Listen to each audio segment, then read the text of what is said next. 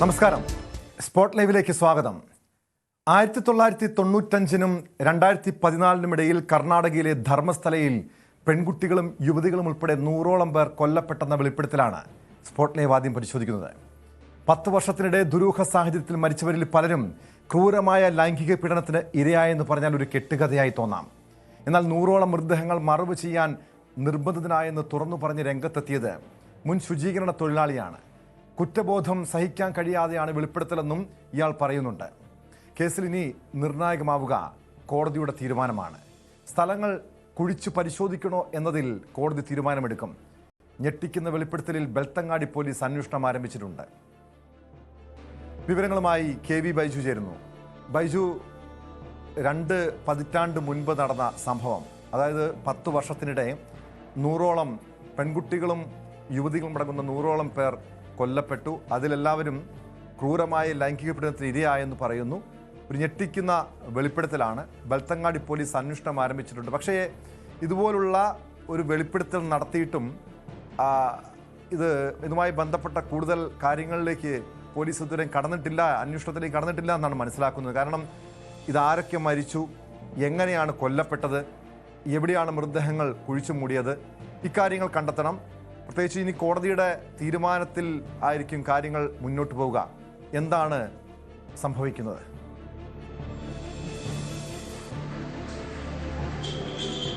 തീർച്ചയായും ടോമെ, അങ്ങേയറ്റം ഞെട്ടിപ്പിക്കുന്ന വെളിപ്പെടുത്തലാണ് ധർമ്മസ്ഥലയിൽ നിന്നും വരുന്നത്. ഈ കേസിൽ ആദ്യം സൂചിപ്പിക്കാനുള്ളത് ഏറ്റവും പ്രധാനമായും ഇപ്പോൾ ഈ കോടതി, ബെൽത്തങ്ങാടി കോടതി, ഈ കേസുമായി ബന്ധപ്പെട്ട കാര്യങ്ങൾ ഇപ്പോൾ പരിശോധിച്ചു വരികയാണ്. കോടതിയുടെ ആ ഒരു ഇടപെടൽ അത് വളരെ നിർണായകമാകും. ഏതായാലും അല്പസമയത്തിനകം തന്നെ കോടതിയിൽ നിന്നും അത്തരം വിവരങ്ങൾ നമുക്ക് ലഭ്യമാകും. എന്തായാലും ഈ കേസിലേക്ക് വന്നാൽ ഈ ശുചീകരണ തൊഴിലാളിയായ ആൾ ഇത്തരത്തിലുള്ള ഒരു വെളിപ്പെടുത്തലുമായി രംഗത്ത് വരികയായിരുന്നു. അതായത് ഇയാൾ പറയുന്നത് 100-ലധികം പേരെ, അതായത് യുവതികളുണ്ട്, വിദ്യാർത്ഥികളുണ്ട്, യുവാക്കളുണ്ട്, വളരെ ക്രൂരമായി കൊലപാതകം നടത്തിയതിന് ശേഷം മൃതദേഹം കുഴിച്ചിടാൻ നിയോഗിക്കപ്പെട്ട ഒരു ശുചീകരണ തൊഴിലാളിയാണ്. കുറ്റബോധം കൊണ്ടാണ് ഇപ്പോൾ ഇദ്ദേഹം ഈ കാര്യം വെളിപ്പെടുത്തുന്നത്. മാത്രമല്ല ഇയാളുടെ ജീവന് വലിയ ഭയമുണ്ട്. അതുകൊണ്ട് തന്നെ ഇയാൾ ഇപ്പോൾ രംഗത്ത് വന്നിട്ടില്ല. ഇയാൾ ഇപ്പോഴും ഒരു സുരക്ഷിത കേന്ദ്രത്തിൽ, അതായത് ഇവിടെ ഒരു ആക്ഷൻ കമ്മിറ്റി രൂപീകരിച്ചിട്ടുണ്ട്, അവരുടെ കീഴിലുള്ള സുരക്ഷിത കേന്ദ്രത്തിൽ ഇപ്പോഴും കഴിയുകയാണ്. ഇന്നത്തെ കോടതി വിധി ഇത് സംബന്ധിച്ച് നിർണായകമാകും ടോമെ. എന്തായാലും 2012 സൗജന്യ എന്ന് പറയുന്ന +1 വിദ്യാർത്ഥി, ഈ വിദ്യാർത്ഥിയുടെ ദുരൂഹ മരണമാണ് ഇതിലെല്ലാം വഴിവെച്ചതും ഈ ആക്ഷൻ കമ്മിറ്റി രൂപീകരണത്തിലേക്ക് കാര്യങ്ങളെത്തിയതും.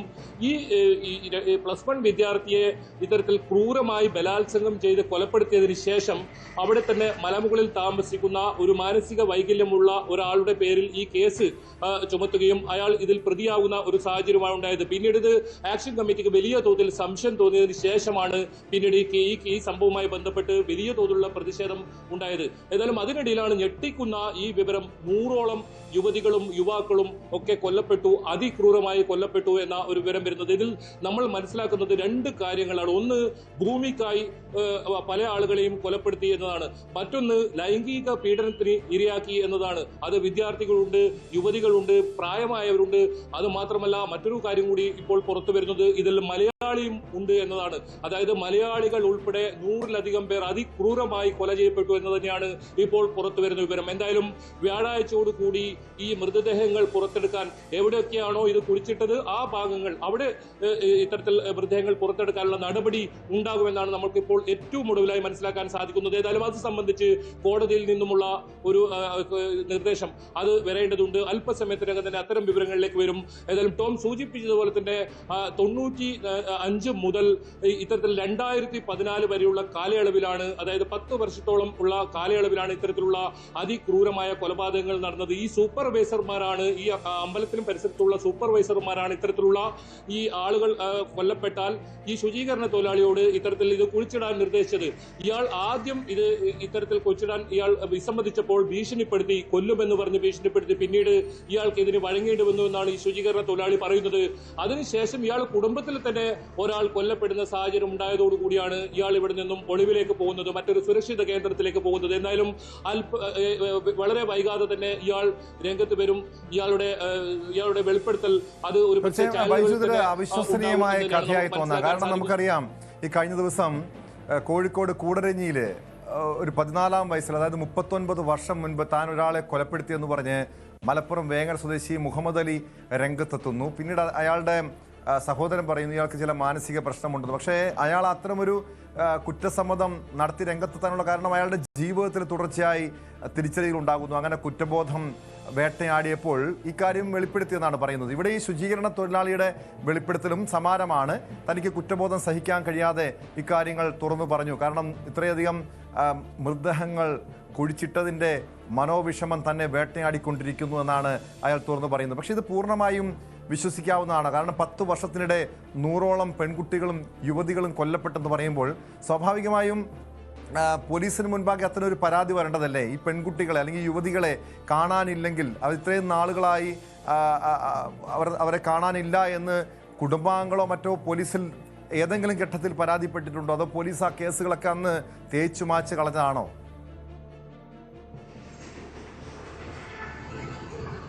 അതെ ടോമെ, ആക്ഷൻ കമ്മിറ്റി സൂചിപ്പിക്കുന്നത് ഇത്തരം പരാതിയുമായി രംഗത്ത് വന്നാൽ അത് പോലീസ് കേസെടുക്കാൻ തയ്യാറാകുന്നില്ല എന്നതാണ്. ഇപ്പോൾ ഏറ്റവും ഒടുവിലായി ഇത് സംബന്ധിച്ച് പോലീസ് കേസെടുത്തിരിക്കുന്നു. അതായത് ധർമ്മസ്ഥല പോലീസ് ഇത് സംബന്ധിച്ച് കേസെടുത്തിരിക്കുന്നു എന്നതാണ് ഇതിൽ ഏറ്റവും പ്രധാനം. പക്ഷേ പോലീസിന് ഇത് എന്ത് ചെയ്യണമെന്ന് അറിയാത്തത് കൊണ്ടാണ് ഇപ്പോൾ ഇത് ബെൽത്തങ്ങാടി കോടതിയിലേക്ക് എത്തിയത്. തുടർ നടപടികൾ സ്വീകരിക്കുന്നതിന് ഈ കോടതിയുടെ നിർദ്ദേശം എന്താണോ പറയുന്നത് അതുപോലെ ചെയ്യാം എന്നാണ് പറയുന്നത്. ഒരു പക്ഷേ ഇതിൽ ഏറ്റവും ശ്രദ്ധിക്കപ്പെടേണ്ട മറ്റൊരു കാര്യം, പരാതിയുമായി രംഗത്ത് വന്നപ്പോൾ അവിടെ ഉണ്ടായിരുന്ന SP-യെ നിർബന്ധിത അവധി 2 മാസത്തേക്ക് നിർബന്ധിത അവധിയിൽ പ്രവേശിപ്പിക്കുന്ന ഒരു സാഹചര്യം വരെ ഉണ്ടായെന്നാണ് ആക്ഷൻ കമ്മിറ്റി പറയുന്നത്. അത്തരത്തിൽ വലിയ തോതിലുള്ള ഗുരുതര ആരോപണമുണ്ട്. ഇതിൽ പ്രമുഖരായ ഉന്നതരായ വ്യക്തികളുണ്ട്, പണവും സ്വാധീനവുമുള്ള വ്യക്തികളുണ്ട്. അതുകൊണ്ട് തന്നെ ഇത്തരം സംഭവങ്ങൾ ചോദ്യം ചെയ്താൽ അവരെയും കൊലപ്പെടുത്തുന്ന സാഹചര്യമുണ്ടെന്നാണ് ആക്ഷൻ കമ്മിറ്റി പറയുന്നത്. അതായത് നമുക്ക് കേട്ടുകേൾവി പോലും ഇല്ലാത്ത രീതിയിലുള്ള കാര്യങ്ങളാണ് ഇവിടെ നടന്നിട്ടുള്ളത്. അത്തരം കാര്യങ്ങളാണ് ഇത് പുറത്തേക്ക് വരേണ്ടത്. ഏതായാലും ഈ ശുചീകരണ തൊഴിലാളിയുടെ വാക്കുകൾ അത് വിശ്വസിക്കുകയാണെങ്കിൽ അയാൾ കൃത്യമായി എവിടെയൊക്കെ മൃതദേഹങ്ങൾ കുഴിച്ചിട്ടു എന്ന് അദ്ദേഹം ചൂണ്ടിക്കാണിക്കാം, അല്ലെങ്കിൽ കാട്ടിക്കൊടുക്കാമെന്നാണ് അദ്ദേഹം പറയുന്നത്. അത് കാട്ടിക്കൊടുക്കാൻ വേണ്ടിയുള്ള സംരക്ഷണ തനിക്ക് വേണമെന്ന് ആവശ്യപ്പെട്ടുകൊണ്ടാണ് അദ്ദേഹം ഇപ്പോൾ ബാംഗ്ലൂരു ഹൈക്കോടതി മുഖാന്തരം ഇത്തരത്തിലുള്ള ഒരു കേസും മുന്നോട്ട് പോകുന്നതും. എന്തായാലും അദ്ദേഹം ചൂണ്ടിക്കാട്ടുന്ന സ്ഥലം അത് കുടിച്ച് പരിശോധിക്കാനാണ് ഇപ്പോൾ ഏതായാലും തീരുമാനം വന്നിട്ടുള്ളത്. അങ്ങനെയാണെങ്കിൽ വളരെ വൈകാതെ തന്നെ ഇതിന്റെ ചുരുളഴിയും. ഇതൊരു കെട്ടുകഥയാണോ അതല്ല ഇതിൽ വാസ്തവമുണ്ടോ എന്നൊക്കെ അറിയാൻ ഇനി വലിയ താമസം ഉണ്ടാവില്ല. നമ്മൾ മനസ്സിലാക്കുന്നത് വ്യാഴാഴ്ചയോട് കൂടി ഇത്തരത്തിൽ മൃതദേഹങ്ങൾ കുഴിച്ചെടുക്കാനുള്ള നടപടി ഉണ്ടാകാനുള്ള ഒരു സാധ്യതയുണ്ടെന്നാണ്. അതിൽ ഏറ്റവും നിർണായകമാവുക കോടതിയുടെ ഇത് വിധി തന്നെയാണ്, കോടതി ഉത്തരവ് തന്നെയാണ്. കോടതി ഇന്ന് എന്തു പറയുന്നു എന്നതാണ് ഏറ്റവും പ്രധാനം. ഇത് ടോമയിൽ ഏറ്റവും പ്രധാനം ഇത് ആരൊക്കെ ഇതിൽ കൊല്ലപ്പെട്ടു, എന്തിനാണ് ഇവർ ഇത്തരത്തിൽ കൊല ചെയ്യപ്പെട്ടത്, ഇത് ആരാണ് കൊല നടത്തിയത്, ഇത്തരത്തിലുള്ള കാര്യങ്ങളൊക്കെ പുറത്തു വരാനുണ്ട്. ഇതിൽ ആരൊക്കെ പ്രമുഖരായവർ ഉൾപ്പെട്ടിട്ടുണ്ട്, അത്തരം വിവരങ്ങളൊക്കെ പുറത്തു വരാനുണ്ട്. ഏതായാലും ഈ സൗജന്യയുടെ നേരത്തെ ഞാൻ സൂചിപ്പിച്ച ആ സൗജന്യയുടെ കൊലപാതകവുമായി ബന്ധപ്പെട്ട്, അതായത് യൂണിഫോമിലാണ് ഒരു പെൺകുട്ടി, +1 പെൺകുട്ടി അതിക്രൂരമായി കൊല ചെയ്യപ്പെട്ടത്. അതിൽ വലിയ തോതിലുള്ള പ്രതിഷേധം കർണാടകയിൽ മുഴുവൻ ഉയർന്നിരുന്നു. അന്ന് ഈ പ്രതിഷേധം തണുപ്പിക്കാനാണ് അവിടെയുള്ള മാനസിക വൈകല്യമുള്ള ഒരാളുടെ പേരിൽ ഈ കേസ് കെട്ടി വെച്ചതും പിന്നീട് അയാൾ അറസ്റ്റ് ചെയ്യുന്ന സാഹചര്യമൊക്കെ ഉണ്ടായത്. അതായത് അയാൾ താമസിച്ചിരുന്നത് മലമുകളിലാണ്. ആ ഷെഡ് ഈ ബലാത്സംഗത്തിന് ഇരയായ പെൺകുട്ടിയുടെ സമീപം കൊണ്ടിടുകയും ഇയാൾ അറസ്റ്റ് ചെയ്യുന്ന സാഹചര്യമാണ് ഉണ്ടായത്. ആക്ഷൻ കമ്മിറ്റി കൃത്യമായി പറയുന്നുണ്ട് ഇതിൽ മറ്റ് പലർക്കും പങ്കുണ്ട്, ഈ പെൺകുട്ടിയെ മറ്റാരോ ബലാത്സംഗം ചെയ്ത് കൊലപ്പെടുത്തിയാണെന്നൊക്കെ പറയുന്നുണ്ട്. അതുപോലെ തന്നെ ഈ 100-ലധികം പേരെ ഇത്തരത്തിൽ കുഴിച്ച് മൂടിയതിൽ അധികവും ഇത്തരത്തിൽ പ്രായപൂർത്തിയാവാത്തവരാണ്. അത് മാത്രമല്ല യുവതികളാണ്. അതിക്രൂരമായ സൂചിപ്പിക്കുന്നതനുസരിച്ച് മുൻ ശുചീകരണ തൊഴിലാളി പറയുന്നത് ഇതിന് പിന്നിൽ പല ഉന്നതരുമുണ്ട്, അവരിലേക്ക് അന്വേഷണം എത്തും. തനിക്ക് ഒരു സംരക്ഷണം നൽകിയാൽ, പോലീസ് സംരക്ഷണം നൽകിയാൽ ഈ കാര്യങ്ങളെക്കുറിച്ചെല്ലാം വെളിപ്പെടുത്താം, ആരാണ് കൊലപ്പെടുത്തിയതെന്ന് തുറന്നു പറയാം. പക്ഷേ ഇതുപോലുള്ളൊരു വെളിപ്പെടുത്തൽ നടത്തിയിട്ട് എന്തുകൊണ്ടാണ് കോടതിയുടെ തീരുമാനത്തിന് വേണ്ടി പോലീസ് കാത്തു നിൽക്കുന്നത്? ഒരു സെൻസിറ്റീവായിട്ടുള്ളൊരു വിഷയമായി ഇത് മാറാൻ സാധ്യതയുണ്ടോ?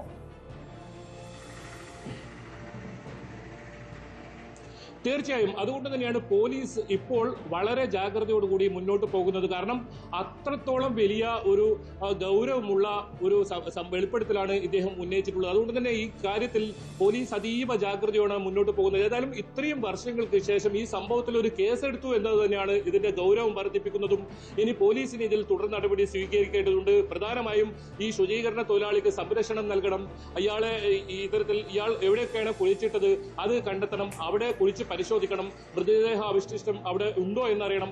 അത്തരം കാര്യങ്ങളിലേക്ക് ഏതായാലും കടക്കുകയാണ്. എന്തായാലും വളരെ പ്രധാനപ്പെട്ട കാര്യങ്ങളിലേക്ക് കടക്കുകയാണ്. വർഷങ്ങളായുള്ള ഇത്തരത്തിലുള്ള കൊലപാതകങ്ങളുടെ ചുരുളഴിയുമോ എന്നതാണ് ഏറ്റവും പ്രധാനം. ഈ ഏതായാലും ശുചീകരണ തൊഴിലാളിയെ സംബന്ധിച്ചിടത്തോളം ഇയാൾക്ക് പോലീസ് സുരക്ഷ ആവശ്യപ്പെട്ടിട്ടുണ്ട്. അതിലും ഇന്ന് കോടതിയുടെ തീരുമാനമുണ്ടാകും. ആ കേസുകളൊക്കെയാണ് ഇപ്പോൾ ബെൽത്തങ്ങാടി കോടതി പരിഗണിക്കുന്നത്. നിലവിൽ ആ കേസ് ഇതുവരെ അതിലൊരു കോടതി ഉത്തരവ് വന്നിട്ടില്ല, അല്പസമയം മുമ്പ് വരെ. ഏതായാലും വളരെ പെട്ടെന്ന് തന്നെ ഇന്ന് തന്നെ അതിൽ ഉണ്ടാകുമെന്നാണ് അറിയുന്നത്. അങ്ങനെയാണെങ്കിൽ ഇത് വ്യാഴാഴ്ചയോടുകൂടി ഇയാൾ ഇപ്പോഴും ഈ ഒളിവിൽ തന്നെയാണുള്ളത്. ഇയാളുടെ ആക്ഷൻ കമ്മിറ്റിയുടെ സംരക്ഷണയിലാണുള്ളത്. എന്തായാലും ഇദ്ദേഹം ഇതിലൊരു സുരക്ഷ ഉണ്ടായാൽ മാത്രമേ ഇയാൾ പുറത്ത് കൃത്യമായി വന്ന് ഇത് കാട്ടിക്കൊടുക്കാൻ തയ്യാറാവുമെന്നാണ് പറയുന്നത്. എന്തായാലും ഇയാളുടെ വെളിപ്പെടുത്തലിൽ ഇയാൾ പറയുന്നത് തന്റെ കുടുംബത്തിൽപ്പെട്ട ഒരാൾക്ക് തന്നെ ഇത്തരത്തിലൊരു ഗതി വന്നതോടുകൂടിയാണ് ഇയാൾക്ക് വലിയ മാനസാന്തരം ഉണ്ടായതും പിന്നീട് അവിടെ നിന്നും രക്ഷപ്പെടുന്നതും. ഈ സൂപ്പർവൈസർമാർ ആർക്ക് വേണ്ടിയാണ് ഇത്തരമൊരു പ്രവൃത്തി ചെയ്തത്, അതല്ലെങ്കിൽ അതിന് മുകളിലുള്ള ഉന്നതരായ സ്വാധീനമുള്ള വ്യക്തികൾ ആരൊക്കെയാണ്, ഇതൊക്കെ കണ്ടുപിടിക്കേണ്ടതുണ്ട്. വളരെ സെൻസിറ്റീവായ ഒരു വിഷയമാണ്. അതുകൊണ്ട് തന്നെ പോലീസ് വളരെ ജാഗ്രതയോടെയാണ് ഇതിൽ മുന്നോട്ട് പോകുന്നത്. നേരത്തെ ഉണ്ടായ പോലീസ് ഉദ്യോഗസ്ഥർ ഇതിന് കൂട്ടുനിന്നിട്ടുണ്ടോ, അത്തരം കാര്യങ്ങൾ അറിയേണ്ടതുണ്ട്. രാഷ്ട്രീയ സ്വാധീനം ഇതിന് പിന്നിലുണ്ടോ, ഏത് രീതിയിലാണ് ഇത്തരം കാര്യങ്ങൾ ഇത്രയും വർഷം ഇത്രയും അതിക്രൂരമായ സംഭവം നടന്നിട്ടുണ്ടെങ്കിൽ അത്തരത്തിലുള്ള ഇത് മറച്ചുവെക്കാൻ സാധിച്ചത്. ഏതായാലും ഈ ശുചീകരണ തൊഴിലാളിയുടെ വാക്കുകൾ അത് കൃത്യമായി വിശ്വസിച്ച് ഇദ്ദേഹം കൃത്യമായി പറയുന്നുണ്ട്. അദ്ദേഹം ഞാൻ ചൂണ്ടിക്കാട്ടി എവിടെയൊക്കെയാണ് മൃതദേഹം കുഴിച്ചിട്ടത് ആ സ്ഥലം അത് പരിശോധിക്കുകയാണെങ്കിൽ വളരെ പെട്ടെന്ന് തന്നെ ഈ കേസിന്റെ നാൾവഴിയിലേക്ക് പോകാൻ പറ്റും. എന്തൊക്കെയാണ് കാര്യങ്ങളെന്ന് അറിയാൻ പറ്റും. സൂപ്പർവൈസർമാർ ഇപ്പോൾ കൃത്യമായി ഇദ്ദേഹത്തിന് അറിയാം. ആ സൂപ്പർവൈസർമാരെ കണ്ടെത്തേണ്ടതുണ്ട്, അവരെ ചോദ്യം ചെയ്യേണ്ടതുണ്ട്. ഇത് ആർക്ക് വേണ്ടിയാണ് ഇത്തരം കാര്യങ്ങൾ ചെയ്തെന്ന് അറിയേണ്ടതുണ്ട്. അത്തരം കാര്യങ്ങളിലേക്ക് കടക്കും. ഏതായാലും വരും ദിവസങ്ങളിൽ വളരെ ഗൗരവമുള്ള ഒരു വിഷയത്തിലേക്കായിരിക്കും ധർമ്മസ്ഥല സാക്ഷ്യം വഹിക്കുക. അത്തരം കാര്യങ്ങളിലേക്കാണ് ഇപ്പോൾ നീങ്ങുന്നതും. എന്നാലും ഈ ശുചീകരണ തൊഴിലാളി വളരെ വൈകാതെ തന്നെ രംഗത്ത് വരും. പോലീസിന് ഇത്തരത്തിലുള്ള സ്ഥലങ്ങൾ കാട്ടിക്കൊടുക്കും. അത്തരം നടപടികളിലേക്ക് കടക്കും. ഏതായാലും ഇന്ന് ഇതിനൊരു തീരുമാനം ഉണ്ടാകുമെന്ന് തന്നെയാണ് നമ്മൾ മനസ്സിലാക്കുന്നതും. വ്യക്തമാണ്. KV ബൈജു ആണ് വിവരങ്ങൾ നൽകിയത്. കർണാടകയിലെ ധർമ്മസ്ഥലയിലാണ് പെൺകുട്ടികളെയും യുവതികളെയും ഉൾപ്പെടെ ബലാത്സംഗം ചെയ്ത് കൊലപ്പെടുത്തി മൃതദേഹം കുഴിച്ചുമൂടി എന്ന വെളിപ്പെടുത്തലുമായി മുൻ ശുചീകരണ തൊഴിലാളി രംഗത്തെത്തിയത്. ഇവിടെ ആരൊക്കെയാണ് കൊല്ലപ്പെട്ടത്, ആരൊക്കെയാണ് കൊലപ്പെടുത്തിയത്, ഇക്കാര്യങ്ങളെക്കുറിച്ച് പോലീസ് അന്വേഷിക്കണം. ഇനി കോടതിയുടെ തീരുമാനമാണ് നിർണായകം. ന്യൂസിലാൻഡിൽ ജോലി വാഗ്ദാനം ചെയ്ത് തട്ടിപ്പ് നടത്തിയ ചിഞ്ചു അനീഷിനെതിരെ കൂടുതൽ പേർ പരാതിയുമായി രംഗത്ത്. 2020 എറണാകുളം നോർത്ത് പോലീസ് ചിഞ്ചുവിനെ അറസ്റ്റ് ചെയ്തിരുന്നു. ജാമ്യത്തിലിറങ്ങിയാണ് ഇവർ വീണ്ടും തട്ടിപ്പുകൾ നടത്തിയത്. പുനലൂർ സ്വദേശിയുടെ പരാതിയിൽ അറസ്റ്റിലായ ചിഞ്ചു ഇപ്പോൾ റിമാൻഡിൽ കഴിയുകയാണ്. 2 കോടിയിലധികം രൂപ നഷ്ടപ്പെട്ട കൊടുങ്ങല്ലൂർ സ്വദേശികൾ പണം തിരികെ ആവശ്യപ്പെടുന്ന ദൃശ്യങ്ങളും ന്യൂസ് 18 ലഭിച്ചു.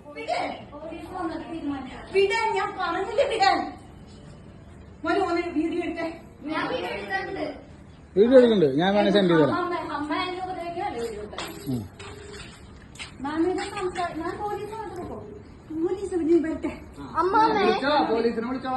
ഇവിടെ കുറച്ച് പ്രശ്നമായി.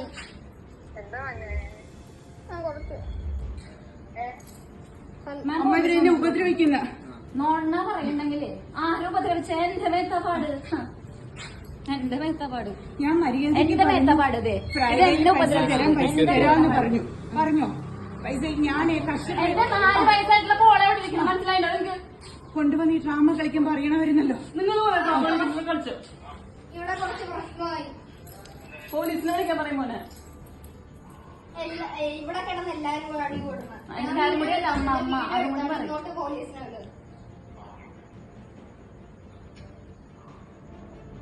അല്ല മനുഷ്യന് മര്യാദയുണ്ട്. ഞങ്ങൾക്ക് ഞങ്ങളുടെ മോള് വലുതാണ്. നിങ്ങൾക്ക് നിങ്ങളുടെ മോൾ വലുതുപോലെ ഞങ്ങൾക്ക് ഞങ്ങളുടെ മോള് വലുതാണ്. എല്ലാവർക്കും അവരവരുടെ മക്കളെ വലുതാണ്.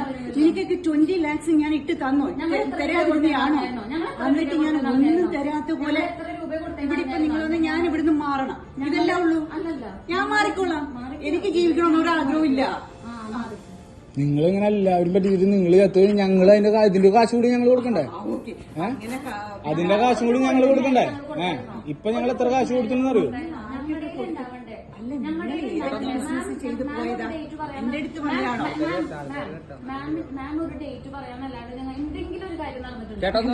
യെസ്, വിനീഷ് ചേരുന്നുണ്ട് കൊല്ലത്ത് നിന്ന് വിവരങ്ങളുമായി. വിനീഷ്, ഈ ചിഞ്ചു ഒരു സ്ഥിരം തട്ടിപ്പുകാരിയാണെന്നാണ് മനസ്സിലാക്കാൻ കഴിയുന്നത്. ഇതിനു മുൻപ് അതായത് 2020 മുതൽ 2023 വരെയുള്ള കാലയളവിൽ കൊച്ചി കേന്ദ്രീകരിച്ച് വലിയ തട്ടിപ്പുകൾ നടത്തുന്നു.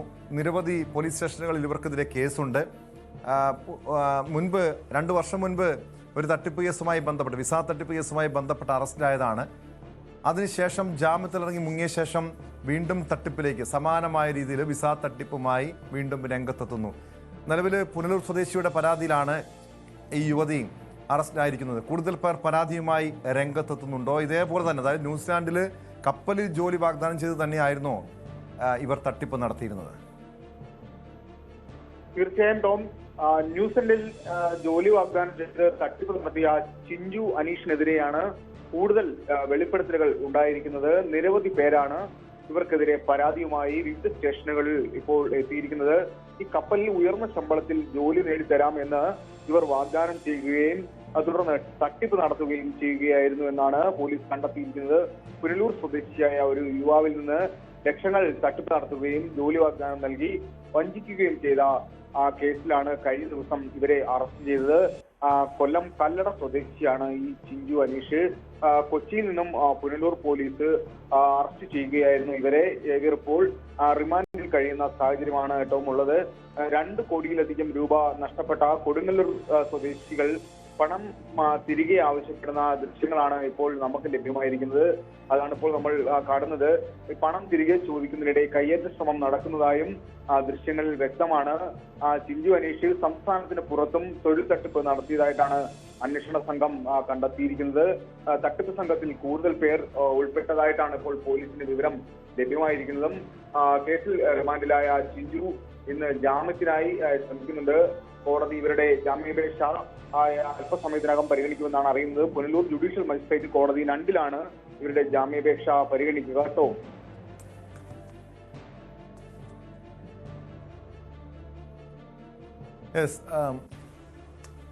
വിനീഷ്, എന്തായാലും ഇവർ ജാമ്യാപേക്ഷയുമായി മുന്നോട്ട് നീങ്ങുന്നുണ്ട്. പക്ഷേ ഇങ്ങനെ സ്ഥിരം തട്ടിപ്പുകാരിയാണ്. ഇവർ പുറത്തിറങ്ങിയാൽ വീണ്ടും തട്ടിപ്പ് നടത്തും, മറ്റൊരു നാട്ടിൽ പോയി തട്ടിപ്പ് നടത്തും. നിലവിൽ പോലീസ് ഇവരുടെ മറ്റ് തട്ടിപ്പുകളെ കുറിച്ച് ഒരു വിശദമായി തന്നെ അന്വേഷണം നടത്തുന്നുണ്ടോ? പ്രത്യേകിച്ചും ഈ ചിഞ്ചുവും ഇവരുടെ ഭർത്താവ് അനീഷും ചേർന്നാണ് ഈ തട്ടിപ്പുകളൊക്കെ നടത്തിയിരുന്നതെന്ന് പറയുന്നുണ്ട്. മുഖ്യപ്രതി നിലവിൽ അറസ്റ്റിലായിട്ടുണ്ട്. 2 പേർ ഇപ്പോഴും ഒളിവിലാണ്. ഇതെങ്ങനെയായിരുന്നു, ഈ തട്ടിപ്പിന്റെ ഒരു സ്വഭാവം എങ്ങനെയായിരുന്നു? ഇക്കാര്യങ്ങളെക്കുറിച്ച് പോലീസ് വ്യക്തമാക്കുന്നുണ്ടോ? ടോം, ഇവര് എറണാകുളം കേന്ദ്രീകരിച്ചായിരുന്നു ഒരു കൺസൾട്ടൻസി നടത്തിയിരുന്നത്. ഇവർ ഓൺലൈൻ വഴിയാണ് ഈ ഉദ്യോഗാർത്ഥികളുമായി ബന്ധപ്പെട്ടിരുന്നത്. കപ്പലിൽ ഉയർന്ന ശമ്പളത്തിൽ ജോലി നേടിത്തരാം എന്ന മോഹന വാഗ്ദാനങ്ങൾ നൽകിയായിരുന്നു ഇവരിൽ നിന്നും പണം തട്ടിയിരുന്നത് എന്നാണ് അറിയുന്നത്. അങ്ങനെ ഇവർക്ക് ജോലി ലഭ്യമാവാതെ വന്നതോടുകൂടിയാണ് കൂടുതൽ പേർ പരാതിയുമായി വന്നിരിക്കുന്നത്.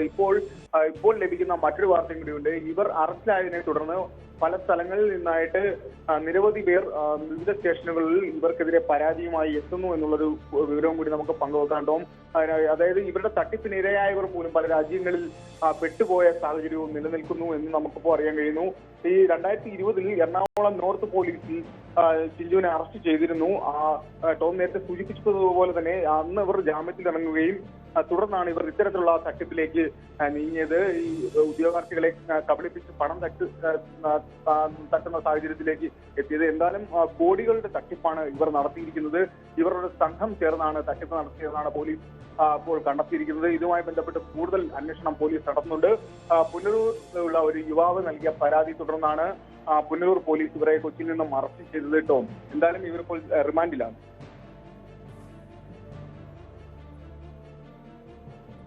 ഈ ഭർത്താവും ഒളിവിലാണെന്നാണ് മനസ്സിലാക്കുന്നത്. നേരത്തെ കൊച്ചിയിൽ തട്ടിപ്പ് നടത്തിയ കേസിൽ ചിഞ്ചുവും ഭർത്താവും അറസ്റ്റിലായതാണ്. ഇയാൾ എവിടെയാണെന്ന് എന്തെങ്കിലും സൂചനയുണ്ടോ? നിലവിൽ ഒളിവിലുള്ളവരെ കേന്ദ്രീകരിച്ചുള്ള അന്വേഷണം എങ്ങനെയാണ്? നിലവിൽ ഈ പുനലൂർ സ്വദേശിയുടെ പരാതി കൂടാതെ പോലീസിന് മുൻപാകെ എത്ര പരാതികൾ നിലവിൽ ലഭിച്ചിട്ടുണ്ട്? ടോം, കൊല്ലത്ത് തന്നെ നിരവധി പരാതികളുണ്ട്. ഇപ്പോൾ ഈ നിഷാദ് എന്ന യുവാവ് ആണ് ആദ്യം പരാതി നൽകിയത്. അതിൽ തുടർന്നുള്ള അന്വേഷണമാണ് ഇപ്പോൾ. നിരവധി പേർ പുനലൂർ പോലീസിൽ തന്നെ ഇവർക്കെതിരെ പരാതിയുമായി വരുന്ന സാഹചര്യം തന്നെ ഉണ്ട് ടോം. എന്തായാലും ഇവരുടെ ഫോൺ രേഖകൾ കൃത്യമായി പോലീസ് പരിശോധിക്കുന്നുണ്ട്. ഇവർ തട്ടിപ്പ് നടത്തിയ ലാപ്ടോപ്പുകൾ അടക്കം പരിശോധിക്കുന്നുണ്ട്. ഇവരോടൊപ്പം തട്ടിപ്പ് നടത്തിയ തട്ടിപ്പ് സംഘങ്ങളെല്ലാം ഒളിവിൽ കഴിയുന്ന സാഹചര്യമാണ് ഉള്ളത്. സൈബർ പോലീസിന്റെ സഹായം പോലീസ് തേടിയിട്ടുണ്ട്. എന്തായാലും അവർ ഉടൻ തന്നെ പിടിയിലാവും എന്ന് തന്നെയാണ് പോലീസിൽ നിന്ന് നമുക്ക് ലഭിക്കുന്ന വിവരം. കൂടുതൽ പേർ ഇതുമായി ബന്ധപ്പെട്ട് ഈ പരാതിയുമായി ബന്ധപ്പെട്ട് പോലീസിനെ സമീപിക്കുമ്പോൾ ഈ വിഷയത്തിന്റെ അല്ലെങ്കിൽ ഈ ഒരു കേസിന്റെ തീവ്രത അത്രത്തോളം വലുതായി തന്നെ മാറുന്നു. കോടികളുടെ തട്ടിപ്പാണ് ഇവർ നടത്തിയിരിക്കുന്നത്. അത് ശരിവെക്കുന്ന തരത്തിലുള്ള ദൃശ്യങ്ങളുമാണ് ഇപ്പോൾ നമുക്ക് ലഭ്യമായിരിക്കുന്നത്. കൊടുങ്ങല്ലൂർ സ്വദേശിനി ആണ് ഇപ്പോൾ ഈ പണം ആവശ്യപ്പെടുകയും അവർ തമ്മിൽ വാക്കേറ്റം നടക്കുകയും ചെയ്യുന്ന തരത്തിലുള്ള ദൃശ്യങ്ങളാണ് പുറത്തു വരുന്നത്. അവർ പറയുന്നുണ്ട് 2 ലക്ഷം രൂപ അക്കൗണ്ടിൽ ഇട്ടു എന്ന് പറയുന്നുണ്ട്. മറ്റു യുവതിയുടെ വാക്കിൽ നിന്ന് വ്യക്തമാണ് ഇവർ മർദ്ദിച്ചതായിട്ട് പറയുന്നുണ്ട്. താക്കോല് വെച്ച് അവരുടെ ശരീരത്ത് പോറലേൽപ്പിച്ചതായിട്ട് പറയുന്നുണ്ട്. ഇത്തരത്തിലുള്ള ദൃശ്യങ്ങളെല്ലാം വരുമ്പോൾ തന്നെ ഇവരുടെ ഈ തട്ടിപ്പിന്റെ വ്യാപ്തി എത്രത്തോളം ഉണ്ട് എന്നാണ് നമുക്ക് മനസ്സിലാക്കാൻ സാധിക്കുന്നത് ടോം. എന്തായാലും കൂടുതൽ അന്വേഷണത്തിലേക്ക് പോലീസ് നീങ്ങുന്നു. ഇതുമായി ബന്ധപ്പെട്ട് വലിയൊരു റാക്കറ്റ് തന്നെ ഇതിന്റെ പിന്നിലുണ്ട് എന്നാണ് പോലീസ് സംശയിക്കുന്നത്. ഉടൻ തന്നെ എല്ലാവരിലേക്കും, അതായത് ഈ പ്രതികളിലേക്കും പോലീസിനെ എത്താൻ സാധിക്കും എന്ന് തന്നെയാണ് നമുക്ക് പറയാൻ കഴിയുന്നത് കേട്ടോ.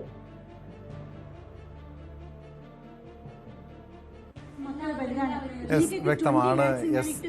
വിനീഷാണ് കൊല്ലത്ത് നിന്ന് വിവരങ്ങൾ നൽകിയത്. ചിഞ്ചു എന്ന യുവതിയുടെ തട്ടിപ്പിന്റെ കൂടുതൽ കഥകളാണ് പുറത്തു വരുന്നത്. ന്യൂസിലാൻഡിൽ കപ്പലിൽ ജോലി വാഗ്ദാനം ചെയ്ത് നിരവധി പേരിൽ നിന്ന് കോടികൾ തട്ടിയെടുത്തുവെന്നാണ് പുറത്തുവരുന്നത്. അതിന്റെ ദൃശ്യങ്ങളാണ് ന്യൂസ് 18 പുറത്തുവിടുന്നത്. ഇവരുടെ ഭർത്താവുമായി ചേർന്ന് വലിയൊരു സംഘം തന്നെ ഈ തട്ടിപ്പിന് പിന്നിൽ പ്രവർത്തിക്കുന്നുണ്ട് എന്നാണ് പുറത്തുവരുന്ന വിവരങ്ങൾ. മറ്റ് നിലവിൽ പുനലൂർ സ്വദേശിയായിട്ടുള്ള യുവാവിന്റെ പരാതിയിലാണ് ചിഞ്ചുവിനെ അറസ്റ്റ് ചെയ്തത്. കൂടുതൽ പേരിലേക്ക് അന്വേഷണം നീങ്ങുന്നുണ്ട്. വലിയൊരു തട്ടിപ്പ് തന്നെ ഇതിന് പിന്നിൽ നടന്നു എന്നാണ് പുറത്തുവരുന്ന വിവരങ്ങൾ.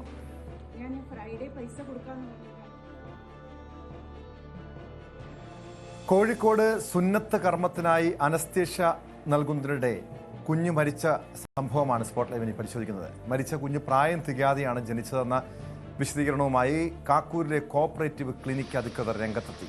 ഇക്കാര്യം കുടുംബാംഗങ്ങൾ മറച്ചുവെച്ചാണ് അനസ്തേഷ്യയ്ക്ക് വിധേയമാക്കിയത്. അനസ്തേഷ്യ നൽകിയ ഉടനെ കുട്ടി അസ്വസ്ഥത പ്രകടിപ്പിച്ചതായും ക്ലിനിക്ക് അധികൃതർ പറയുന്നു.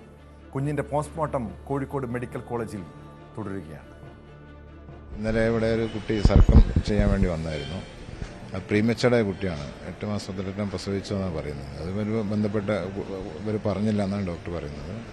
ഡോക്ടർ അതിന് വേണ്ടിയുള്ള വാഷിംഗ് ഒക്കെ നടത്തി അനസ്തേഷ്യ, ലോക്കൽ അനസ്തേഷ്യ എന്ന് പറയും, അത് അപ്ലൈ ചെയ്യാൻ ശ്രമിച്ചപ്പോൾ തന്നെ കുട്ടി ബലം പിടിച്ചു എന്ന് പറയുന്നത്. പിന്നെ കരച്ചിലായി. അതുകൊണ്ട് സർക്കം ചെയ്യാതെ പീഡിയാട്രീഷ്യനിലെ എയർ ഹോസ്പിറ്റലിലേക്ക് റെഫർ ചെയ്തിട്ടുണ്ട്. അനസ്തേഷ്യൻ്റെ ചെറിയ ഡോസ് അപ്ലൈ ചെയ്തു എന്ന് പറഞ്ഞു ഡോക്ടർ പറഞ്ഞത്. അതെ, കൃത്യമായിട്ട് എനിക്കറിയാം. ഞാൻ ടെക്നിക്കൽ സൈഡ് എനിക്ക് കൃത്യമായിട്ട് അറിയാത്തതുകൊണ്ട്. കുട്ടി വീക്കായിരുന്നു.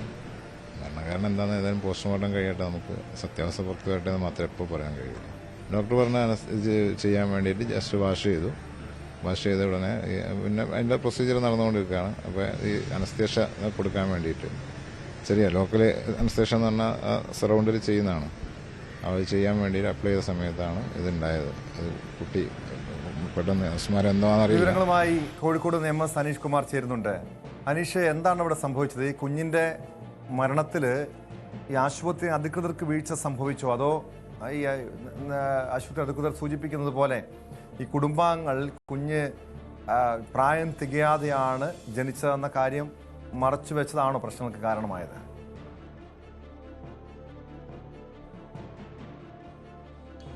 ടോം, ഇന്നലെ രാവിലെ 10 മണിക്കാണ് ഈ സംഭവ പരമ്പരകൾക്ക് തുടക്കമായത്. കുട്ടിയെ ഈ സുന്നത്ത് കർമ്മം ചെയ്യുന്നതിനായി കോഴിക്കോട് കാക്കൂരിലുള്ള ഒരു കോഓപ്പറേറ്റീവ് ക്ലിനിക്കിൽ പ്രവേശിപ്പിക്കുന്നു. അവിടെ ഡോക്ടർ ഈ കുട്ടിക്ക് ഈ സുന്നത്ത് നടത്തുന്നതിന് തൊട്ടു മുമ്പായി ചെറിയ ഒരു ലോക്കൽ അനസ്തേഷ്യ നൽകേണ്ടതുണ്ട്. ഇത്തരത്തിലെ ലോക്കൽ അനസ്തേഷ്യ നൽകുന്നു. തുടർന്ന് കുട്ടി അസ്വസ്ഥനാവുന്നു. ആ കുട്ടിക്ക് പെട്ടെന്ന് ശ്വാസതടസ്സം ഉണ്ടാവുന്നു. ഇതിനുശേഷം ആശുപത്രിയിൽ നിന്ന് തന്നെ ഓക്സിജൻ സഹായത്തോടു കൂടി ഒരു ആംബുലൻസിൽ കയറ്റി സമീപത്തുള്ള മറ്റൊരു കുറച്ചുകൂടി വലിയ ആശുപത്രിയിലേക്ക് കൊണ്ടുവന്നു. അവിടെ ചെന്ന ശേഷവും കുട്ടിയുടെ അസ്വസ്ഥതകൾ മാറുന്നില്ല. മറ്റ് മരുന്നുകളോടൊന്നും ഒന്നും കാര്യമായി പ്രതികരിക്കാത്ത അവസ്ഥയിൽ കുട്ടി കുറച്ച് പാല് കുടിക്കുന്നു. പക്ഷേ അതിനുശേഷം ശ്വാസതടസ്സം അനുഭവപ്പെടുന്നു. ഡോക്ടർ പുറത്തിട്ട് തട്ടി ആ ശ്വാസം നേരെയാക്കാൻ ശ്രമിക്കുന്നു. പക്ഷേ അതൊന്നും നടക്കാതെ വരികയും പെട്ടെന്ന് കുട്ടി മരിക്കുകയുമാണ് ചെയ്തത്. ആ ആശുപത്രിയിൽ നിന്നുള്ള റിപ്പോർട്ട് പ്രകാരമാണ് ഇപ്പോൾ പോലീസ് കേസെടുത്തിരിക്കുന്നത്. കാരണം ആ കുട്ടിയെ തീരെ ആരോഗ്യനില വഷളായ രീതിയിലാണ് ആശുപത്രിയിലേക്ക് കൊണ്ടുവന്നത്. അതിനുശേഷം വളരെ പെട്ടെന്ന് മരണപ്പെടുകയാണ് ഉണ്ടായത്. നേരത്തെ കൊണ്ടുപോയ ക്ലിനിക്കിൽ വെച്ച് ലോക്കൽ അനസ്തേഷ്യ നൽകിയിരുന്നുവെന്ന് കുടുംബം ഈ രണ്ടാമത്തെ ആശുപത്രിയിൽ ചെന്നപ്പം പറയുകയും ചെയ്തു. എന്തായാലും അവരുടെ ഭാഗം സുരക്ഷിതമാക്കുന്നതിൻ്റെ ഭാഗമായിരിക്കും പോലീസിൽ ഇക്കാര്യം റിപ്പോർട്ട് ചെയ്യും. പോലീസ് ഇന്നലെ അസ്വാഭാവിക മരണത്തിന് കേസെടുക്കുകയും ചെയ്തിരുന്നു. ഇന്ന് കുട്ടിയുടെ പോസ്റ്റ്മോർട്ടം നടപടികൾ കോഴിക്കോട് മെഡിക്കൽ കോളേജ് ആശുപത്രിയിൽ പൂർത്തിയാക്കിയ ശേഷം മൃതശരീരം ബന്ധുക്കൾക്ക് വിട്ടുകൊടുക്കുകയും ചെയ്തു. രാവിലെ എന്നാൽ നമ്മൾ ബന്ധുക്കളുമായി സംസാരിച്ചിരുന്നു. പോസ്റ്റ്മോർട്ടം നടപടികളുടെ ഭാഗമായി കോഴിക്കോട് മെഡിക്കൽ കോളേജിലുള്ള ബന്ധുക്കളുമായി സംസാരിച്ചിരുന്നു. പക്ഷേ അവർ ഇക്കാര്യത്തിൽ പരസ്യമായ ഒരു പ്രതികരണത്തിലില്ല എന്ന ഒരു നിലപാടാണ് സ്വീകരിച്ചിരിക്കുന്നത്. ആശുപത്രിക്കെതിരെ തൽക്കാലം ഞങ്ങൾക്ക് പരാതിയില്ല, മറിച്ച് പോസ്റ്റ്മോർട്ടത്തിൽ എന്തെങ്കിലും അസ്വാഭാവികതകളുണ്ടെങ്കിൽ അല്ലെങ്കിൽ ഈ അനസ്തേഷ്യ നൽകിയതിൽ എന്തെങ്കിലും പിഴവുകൾ ഉണ്ടെങ്കിൽ ആ ഘട്ടത്തിൽ പ്രതികരിക്കാം എന്നൊരു നിലപാടാണ് അവർ സ്വീകരിക്കുകയും ചെയ്യുന്നത്. തുടർന്നാണ് നമ്മൾ ഈ കുട്ടിക്ക് ഈ അനസ്തേഷ്യ നൽകിയ കാക്കൂരിലെ ക്ലിനിക്കിൽ എത്തിയത്. അവിടെ എത്തിയപ്പോഴാണ് ഇവർ പറയുന്നത് മാസം തികയാതെ പ്രസവിച്ച ഒരു കുട്ടിയാണ് എന്നുള്ള കാര്യം ഈ രക്ഷകർത്താക്കൾ അല്ലെങ്കിൽ എത്തിച്ച ഈ കുട്ടിയുടെ ബന്ധുക്കൾ മറച്ചു വെച്ചാണ് ഇത്തരമൊരു കൃത്യത്തിലേക്ക് പോകാൻ തുടങ്ങിയത്. സാധാരണഗതിയിൽ മാസം തികയാതെ പിറക്കുന്ന കുട്ടികളാകുമ്പോൾ ജനനത്തിലെ തന്നെ കുറച്ച് ആരോഗ്യ പ്രശ്നങ്ങൾ പലപ്പോഴും ഉണ്ടാവാറുണ്ട്. പുറത്തുള്ള ലോകത്തോട് ഒന്ന് ഇടപഴകാൻ അല്ലെങ്കിൽ കുറച്ച് ആരോഗ്യപരമായി ഇടപഴകാനൊക്കെ ഉള്ളൊരു സാഹചര്യം ഉണ്ടാവാത്ത ഒരു അവസ്ഥ നിലവിലുണ്ട്. പക്ഷേ അത്തരം കാര്യങ്ങളൊക്കെ ഡോക്ടറോട് പറഞ്ഞിരുന്നില്ല. അത് മറച്ചുവെച്ചാണ് ഈ കുട്ടിക്ക് ഇത്തരത്തിലൊരു ഈ സുന്നത്ത് നടത്താൻ അവിടെ എത്തിച്ചത്. ഇതേ തുടർന്നാണ് കുട്ടി സാധാരണഗതിയിൽ മാസം തികഞ്ഞ് പ്രസവിച്ച് ഏതാണ്ട് 2 മാസമൊക്കെ കഴിയുമ്പോൾ കുറച്ച് ആരോഗ്യവാനാവും. അങ്ങനെയാണ് എന്ന് കരുതിയാണ് ഈ കർമ്മം ചെയ്തത് അല്ലെങ്കിൽ ഈ അനസ്തേഷ്യ നൽകിയത്. പക്ഷേ അനസ്തേഷ്യയുടെ ചെറിയ ഒരു നടപടിക്രമങ്ങൾ ആരംഭിച്ചപ്പോൾ തന്നെ കുട്ടി അസ്വസ്ഥനായത് കണ്ട് ആ നടപടിക്രമങ്ങൾ നിർത്തിവെക്കുകയും പിന്നീട് വിദഗ്ധ ചികിത്സയ്ക്കായി ഈ കുട്ടികളുടെ വിഭാഗത്തിലെ ഡോക്ടർമാർ ഉള്ളയിടത്തേക്ക് മാറ്റുകയും ചെയ്തുവെന്നാണ് എന്തായാലും ആശുപത്രി നൽകുന്ന വിശദീകരണം. ഈ സമൂഹ മാധ്യമങ്ങളിലടക്കം വലിയ വിമർശനങ്ങൾ ഇരു പക്ഷത്തിനു നേരെയും ഉയരുന്നുണ്ട്. പ്രത്യേകിച്ചും വെറും 2 മാസം പ്രായമുള്ള ഒരു കുട്ടിയെ, അതും മാസം തികയാതെ പ്രസവിച്ച് ഈ ശാരീരികമായ പ്രശ്നങ്ങളൊക്കെ ഒരുപക്ഷെ ഉണ്ടാവാനിടയുള്ള കുട്ടിയെ ഇത്ര പെട്ടെന്ന് എന്തിന് തിടുക്കപ്പെട്ട് ഇത്തരം ഒരു കൃത്യത്തിന് വിധേയമാക്കി എന്ന ചോദ്യമാണ് അവർ ഉന്നയിക്കുന്നത്. ഒപ്പം ഇത്രയും ചെറിയ കുട്ടികളെ എന്തിനാണ് ഈ രക്ഷകർത്താക്കൾ ആവശ്യപ്പെട്ട് ചെല്ലുമ്പോഴും തിടുക്കപ്പെട്ട് ഇത്തരത്തിൽ ഈ അനസ്തേഷ്യ പോലുള്ള കാര്യങ്ങൾ കുട്ടികൾക്ക് ചെയ്യുന്നത് എന്ന ഒരു ചോദ്യമാണ് ഉയർന്നു വരുന്നത്. ഈ 2 കാര്യങ്ങൾക്കും കൃത്യമായ ഒരു ഉത്തരം പറയാൻ ആശുപത്രിക്കും ബന്ധുക്കൾക്കും കഴിയുന്നില്ല. ആശുപത്രി അധികൃതരെ സംബന്ധിച്ചിടത്തോളം ഇതൊരു ആചാരത്തിൻ്റെ ഭാഗമായുള്ള മതപരമായ കാര്യമായി വിലയിരുത്തുന്നു. അതുകൊണ്ട് ആളുകൾ അങ്ങനെ ആവശ്യപ്പെട്ട് ചെല്ലുമ്പോൾ അവർക്ക് ചെയ്യാതിരിക്കാൻ കഴിയില്ല എന്നാണ് അവർ പറയുന്നത്. പക്ഷേ കുടുംബത്തെ സംബന്ധിച്ചിടത്തോളം കുടുംബത്തിൻ്റെ ബന്ധുക്കളോട് സംസാരിച്ചപ്പോൾ ചിലപ്പോൾ 10-15 ദിവസം പ്രായമുള്ള അതായത് അനീഷ് ഇവിടെ ഒരു ചികിത്സാ വീഴ്ച, ഒരു പിഴവ് ആശുപത്രിയുടെ ഭാഗത്ത് ഉണ്ടായില്ലെന്നാണ് അവർ വിശദീകരിക്കുന്നത്. പോലീസ് ഈ സംഭവവുമായി ബന്ധപ്പെട്ട് കേസെടുത്തിട്ടുണ്ട്. പ്രത്യേകിച്ചും അനീഷ് സൂചിപ്പിച്ചതുപോലെ ഇതൊരു മതപരമായിട്ടുള്ളൊരു വിശ്വാസപരമായിട്ടുള്ളൊരു പ്രശ്നമാണ്. അതുകൊണ്ട് തന്നെ ഇതെങ്ങനെ ഈ കേസിനെ കൈകാര്യം ചെയ്യാൻ കഴിയും? ഇതാ ഈ മാതാപിതാക്കളുടെ ഈ കുടുംബാംഗങ്ങളുടെ ഭാഗത്തും വീഴ്ച ഉണ്ടായിട്ടുണ്ട്. അവർ കാര്യങ്ങൾ ഈ കുട്ടി മാസം തികയാതെ പ്രസവിച്ചതാണെന്ന കാര്യം അവർ തുറന്നു പറഞ്ഞില്ല. മാത്രമല്ല മറുവശത്ത് ഈ 2 ആഴ്ച മാത്രം അല്ലെങ്കിൽ ഏകദേശം ഈ ആഴ്ചകൾ മാത്രം പ്രായമുള്ളൊരു കുഞ്ഞിനെ ഇതുപോലെ സുന്നത്ത് കർമ്മം ചെയ്യാന്നൊക്കെ പറയുമ്പോൾ അത് ഏതെങ്കിലും ആരോഗ്യ പ്രശ്നങ്ങൾ ഉണ്ടാകുമോ എന്നതൊക്കെ പരിശോധിക്കേണ്ടതാണ്. എവിടെയാണ് വീഴ്ച സംഭവിച്ചതെന്ന് പോലീസ് തുറന്നു പറയുന്നുണ്ടോ? പ്രത്യേകിച്ച് ഇതിനെങ്ങനെ ആണ് പോലീസ് കൈകാര്യം ചെയ്യുന്നത്?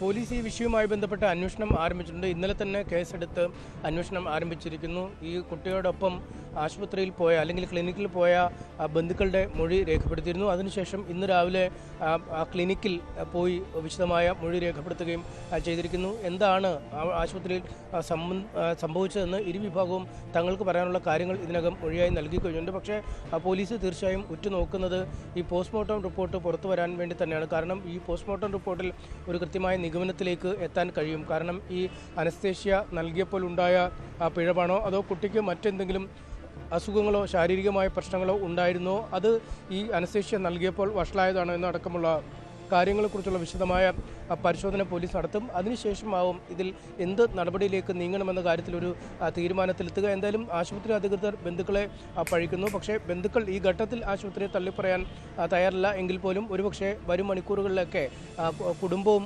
ആശുപത്രിക്കെതിരെ രംഗത്ത് വരാനുള്ള സാധ്യതകളുണ്ട്. പക്ഷേ അപ്പോഴും ഈ ഇത്ര ചെറിയ കുട്ടിയെ, അതായത് 2 മാസം മാത്രം പ്രായമുള്ള, മാസം തികയാതെ 8ാം മാസത്തിൽ പ്രസവിച്ച ഈ നേരത്തെ എത്തുന്ന കുട്ടിയായതുകൊണ്ട് തന്നെ എല്ലാ തരത്തിലുമുള്ള ഒരു ബലഹീനത ഈ കുട്ടിക്കുണ്ടാവും. സാധാരണഗതിയിൽ 5 or 6 മാസങ്ങൾ കൊണ്ടൊക്കെയാണ് ആ കുട്ടി ഒരു സാധാരണ കുട്ടിയുടെ ശാരീരിക അവസ്ഥയിലേക്ക് എത്താൻ കഴിയുക. ഒരു ആരോഗ്യത്തിൻ്റെ ഒരു സ്ഥിരത ഉണ്ടാവണമെങ്കിൽ തന്നെ കുറച്ച് നാളുകൾ കഴിഞ്ഞാലാണ്. അത്തരത്തിൽ അവശതകൾ നേരിടുന്ന അല്ലെങ്കിൽ ശാരീരികമായ ഒരു സ്ഥിരത ഇല്ലാത്ത കുട്ടി എന്തിനകത്ത് തിടുക്കപ്പെട്ട് ഇത്തരമൊരു പ്രവർത്തനത്തിന് വിധേയമാക്കി അല്ലെങ്കിൽ ഇത്തരമൊരു പ്രക്രിയയ്ക്ക് വിധേയമാക്കി എന്ന ചോദ്യം തന്നെയാണ് ബാക്കിയാവുന്നത്. എന്തായാലും പോസ്റ്റ്മോർട്ടം റിപ്പോർട്ട് കിട്ടിയ ശേഷമാവും പോലീസിന് ഇതിൻ്റെ അനന്തര നടപടികളിലേക്ക് നീങ്ങുക.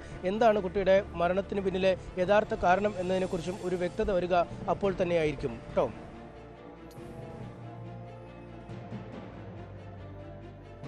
വ്യക്തമാണ്. കോഴിക്കോട് നിന്ന് MS അനീഷ് കുമാറാണ് വിവരങ്ങൾ നൽകിയത്. മഞ്ഞുമൽ ബോയ് സാമ്പത്തിക തട്ടിപ്പ് കേസിൽ നടൻ സൗബിൻ ഷാഹിറിനെ ചോദ്യം ചെയ്ത് പോലീസ്. ആ വാർത്തയിലേക്ക് എത്താം ഇടവേളയ്ക്ക് ശേഷം.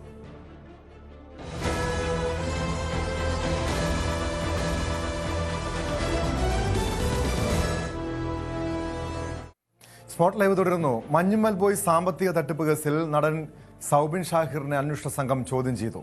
എറണാകുളം മരട് പോലീസ് സ്റ്റേഷനിലായിരുന്നു ചോദ്യം ചെയ്യൽ. പറയേണ്ടതെല്ലാം പറഞ്ഞിട്ടുണ്ടെന്ന് സൗബിൻ പ്രതികരിച്ചു.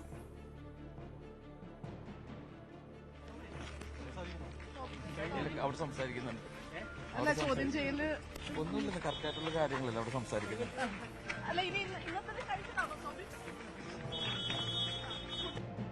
ആവശ്യമെങ്കിൽ വീണ്ടും വിളിപ്പിക്കുമെന്നാണ് പോലീസ് വ്യക്തമാക്കുന്നത്. ഡാനി പോൾ ചേരുന്നുണ്ട് വിവരങ്ങളുമായി.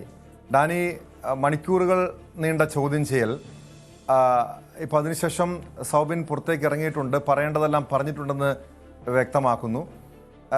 പ്രധാനമായും ഈ മഞ്ഞുമൽ ബോയ്സ് സിനിമയുടെ സാമ്പത്തിക തട്ടിപ്പുമായി ബന്ധപ്പെട്ട കേസിൽ വലിയ കോടതി നടപടികൾക്കൊക്കെ ശേഷമാണ് ഈ നടൻ ചോദ്യം ചെയ്യലിന് ഹാജരായത്. എന്താണ് പോലീസ് വ്യക്തമാക്കുന്നത്?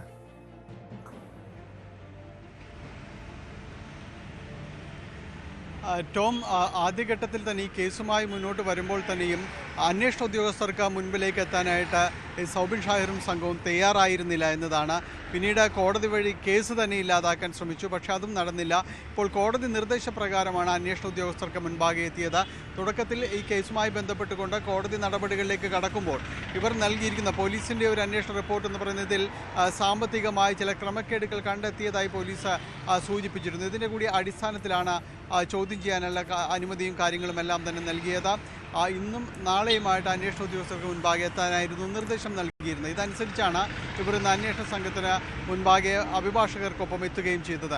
ഏതായാലും ഈ കേസുമായി ബന്ധപ്പെട്ടുകൊണ്ട് അതിൻ്റെ തുടർ നടപടികളിലേക്ക് പോകുമ്പോൾ പ്രധാനമായും തന്നെ ഇവർ അരൂർ സ്വദേശിയിൽ നിന്ന് 7 കോടി രൂപ ഈ സിനിമാ നിർമ്മാണത്തിന് വേണ്ടി വാങ്ങിച്ചുവെന്ന് ലാഭവിഹിതം നൽകാതെ കബളിപ്പിച്ചുവെന്നുമാണ് കേസ് നിലവിലുള്ളത്. എന്നാൽ ഇപ്പോൾ നടക്കുന്ന ശ്രമങ്ങൾ ഈ കേസ് ഏതെങ്കിലും രീതിയിൽ ഒരു രമ്യതയിലേക്ക് എത്തിക്കുവാനുള്ളൊരു ശ്രമങ്ങൾ നടക്കുന്നുണ്ട് എന്ന് തന്നെയാണ് മനസ്സിലാക്കാനായിട്ട് സാധിക്കുന്നത്.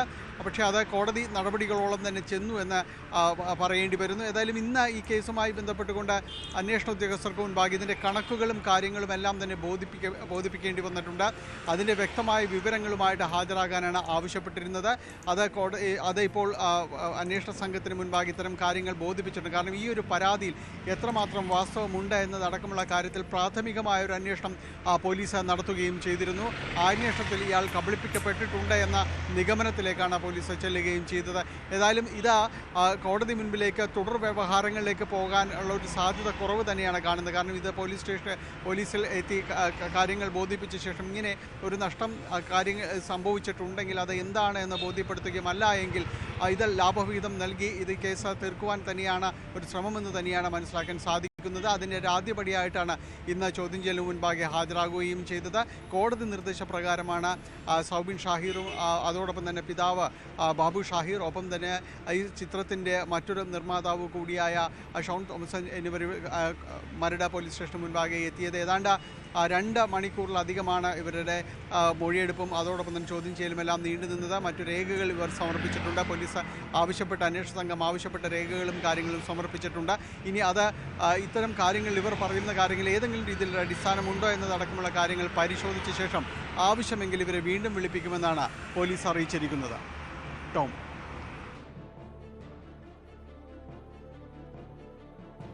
തീർച്ചയായും ആ രീതിയിലും നടപടിയുണ്ട്. നിലവിൽ ഈ പരാതിക്കാരൻ വളരെ അയാളുടെ പരാതിയിൽ ഇതുമായി ബന്ധപ്പെട്ട തെളിവുകളെല്ലാം ഹാജരാക്കിയതാണ്. ലാഭവിഹിതം, കാരണം സിനിമ റെക്കോർഡ് കളക്ഷൻ സ്വന്തമാക്കിയതാണ്. നമുക്കറിയാം, വൻ ഹിറ്റായ സിനിമ.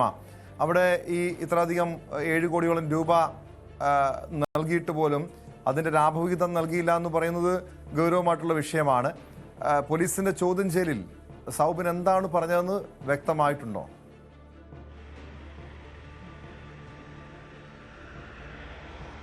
ഈ കണക്കുകൾ സംബന്ധിച്ച്, കാരണം ഈ പണം നൽകിയ ആൾ, 7 കോടി നൽകിയ ആളോട് ഇവർ പറഞ്ഞിരിക്കുന്നത് ചില അധിക തുക വേണ്ടി വന്നു, അതായത് നിർമ്മാണ ചെലവ് കൂടിയിട്ടുണ്ട് എന്നതടക്കമുള്ള കാര്യങ്ങളാണ് പറഞ്ഞിരുന്നത്. അതുകൊണ്ട് ഇത്തരം കാര്യങ്ങൾ തുക കിട്ടുന്ന മുറയ്ക്ക് മാത്രമാണ് തങ്ങൾക്ക് നൽകാൻ കഴിയുക എന്നതടക്കമുള്ളൊരു വിശദീകരണം ആദ്യഘട്ടത്തിൽ നൽകുകയും പിന്നീട് കൂടുതൽ തുക വേണ്ടി വരികയും ചെയ്തു എന്നതെല്ലാമാണ് വിശദീകരിച്ചത്. അപ്പോൾ ഇത്തരം പറയുന്നതിൽ ഏതെങ്കിലും രീതിയിലുള്ള വാസ്തവമുണ്ടോ? പ്രത്യേകിച്ച് ഈ സിനിമയുടെ കണക്കുകൾ സംബന്ധിയായ കാര്യങ്ങളിലൂടെ പോകുമ്പോൾ വലിയ രീതിയിലുള്ള ഈ അടുത്ത കാലത്തെങ്ങും മലയാള സിനിമ നേടാത്ത ഒരു വിജയമായിരുന്നു നേടിയത്. അത് അന്യഭാഷകളിൽ പോലും വലിയ രീതിയിലുള്ള മുന്നേറ്റം ഉണ്ടാക്കാൻ സാധിച്ചു. അപ്പോൾ അതുകൊണ്ട് ഈ നഷ്ടം വന്നു, അല്ലെങ്കിൽ ആ രീതിയിലേക്ക് ലാഭവിഹിതം നൽകാൻ കഴിയില്ല എന്ന് പറയുന്ന രീതിയിലേക്കൊന്നും കാര്യങ്ങൾ പോകുമ്പോൾ കണക്കുകൾ അതിലൊരു പൊരുത്തക്കേടുകളെല്ലാം തന്നെ വരും.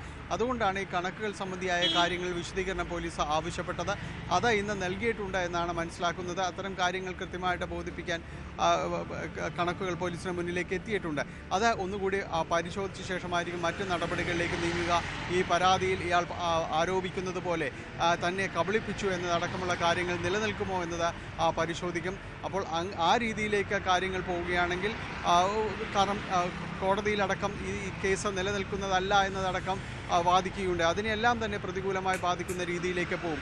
ആ രീതിയിലേക്ക് കാര്യങ്ങൾ കൊണ്ടുപോകുമോ, അതോ അതിന് മുൻപായിട്ട് പോലീസിൻ്റെ മധ്യത്തിൽ തന്നെ ഈ കാര്യങ്ങൾ പറയുകയും കൃത്യമായി തങ്ങൾക്ക് ലാഭം വിഹിതം ഉണ്ടെങ്കിൽ തന്നെ അത് നൽകാമെന്ന രീതിയിലേക്ക് കാര്യങ്ങൾ കൊണ്ടുപോവുകയും ചെയ്യുമോ എന്നതാണ് ഇനി അറിയേണ്ടത്. നാളത്തെ ഒരു ദിവസത്തെ ചോദ്യം ചെയ്യൽ കൂടി ബാക്കിയുണ്ട്. ഇന്ന് പൂർണ്ണമായും തന്നെ അവർ സഹകരിച്ചിട്ടുണ്ടെങ്കിൽ ഒരുപക്ഷെ നാളത്തെ ചോദ്യം ചെയ്യലിൽ നിന്ന് ഒഴിവാകുകയും ചെയ്യും. ടോം.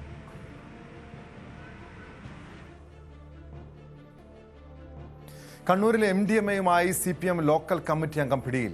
വളപട്ടണം ലോക്കൽ കമ്മിറ്റി അംഗം VK ഷമീറും സുഹൃത്തുമാണ് പോലീസിന്റെ പിടിയിലായത്. ഇന്നലെ രാത്രി കൂട്ടുപുഴയിൽ പോലീസ് നടത്തിയ വാഹന പരിശോധനയ്ക്കിടെയാണ് 18 ഗ്രാം MDMAയുമായി ഇവരെ കസ്റ്റഡിയെടുത്തത്. ബംഗളൂരുവിൽ നിന്നും കാറിൽ കടത്തുകയായിരുന്നു MDMA. സംഭവത്തെ തുടർന്ന് ഷമീറിനെ CPM അന്വേഷണ വിധേയമായി പാർട്ടിയിൽ നിന്നും സസ്പെൻഡ് ചെയ്തു. വിവരങ്ങളുമായി സുമേഷ് മൊറാഴ് ചേർന്നു കണ്ണൂരിൽ നിന്ന്. സുമേഷ്, ഇതൊരു ഒറ്റപ്പെട്ട സംഭവമല്ല. നമുക്കറിയാം, ഈ അടുത്തിടെ പ്രത്യേകിച്ചും സംസ്ഥാന സർക്കാർ ലഹരിക്കെതിരെ വലിയ ക്യാമ്പയിനുകൾ സംഘടിപ്പിക്കുമ്പോഴാണ്, പ്രത്യേകിച്ച് സ്കൂളുകളും കോളേജുകളും കേന്ദ്രീകരിച്ചൊക്കെ ക്യാമ്പയിനുകൾ സംഘടിപ്പിക്കുമ്പോഴാണ് ഒരു CPM നേതാവ് തന്നെ, CPM പ്രാദേശിക നേതാവ് തന്നെ ലഹരി കേസിൽ പിടിയിലാകുന്നത്. ഇത് കഴിഞ്ഞ ദിവസം ആലപ്പുഴയിൽ മറ്റൊരു നേതാവ്, ഒരു CPM പ്രാദേശിക നേതാവ് പിടിയിലായതാണ്. തിരുവനന്തപുരത്ത് ഇതുപോലെ തന്നെ മറ്റൊരു കേസിൽ പാർട്ടിയെ സംബന്ധിച്ച് പ്രതിരോധത്തിലായ വിഷയമുണ്ടായതാണ്. ഇവിടെ ഈ പിടിയിലായ ലോക്കൽ കമ്മിറ്റി അംഗം ഷമീർ പതിവായി ലഹരി എത്തിച്ചിരുന്ന വ്യക്തിയാണോ? എന്താണ് പോലീസ് നൽകുന്ന വിവരം?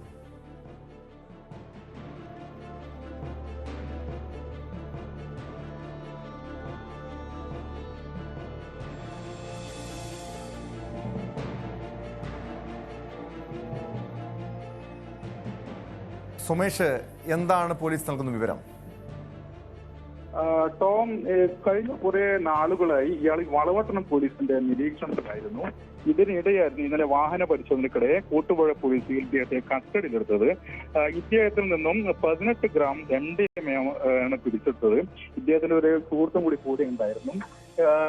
പോലീസ് പറയുന്നത് ഇദ്ദേഹം കുറെ നാളുകളായി കാർ എടുത്തുകൊണ്ട് തന്നെ മറ്റു സ്ഥലങ്ങളിലേക്ക്, അതായത് ബാംഗ്ലൂർ ഉൾപ്പെടെ മംഗളൂർ ഉൾപ്പെടെ സ്ഥലങ്ങളിൽ ഇദ്ദേഹം ഇതിനു വേണ്ടി യാത്ര ചെയ്യാറുണ്ട് എന്നാണ് പോലീസിന് കിട്ടിയ വിവരം. അതിന്റെ അടിസ്ഥാനത്തിലായിരുന്നു കുറച്ച് നാളുകളായി ഇദ്ദേഹം പോലീസ് നിരീക്ഷണത്തിലായിരിക്കുന്നത്. ഏതായാലും ഇദ്ദേഹത്തെ കസ്റ്റഡിയിലെടുത്തിട്ടുണ്ട്. അതായത് ഇദ്ദേഹം CPMന്റെ ലോക്കൽ കമ്മിറ്റി അംഗം കൂടിയാണ്. അതുകൊണ്ട് തന്നെ പാർട്ടി ഇദ്ദേഹത്തെ പ്രാഥമിക അംഗത്വം നിന്ന് ഒഴിവാക്കിയിട്ടുണ്ട് എന്നുള്ള ഒരു വിവരം കൂടിയാണ് ഇപ്പോൾ നമുക്ക് ലഭിച്ചിരിക്കുന്നത് കേട്ടോ.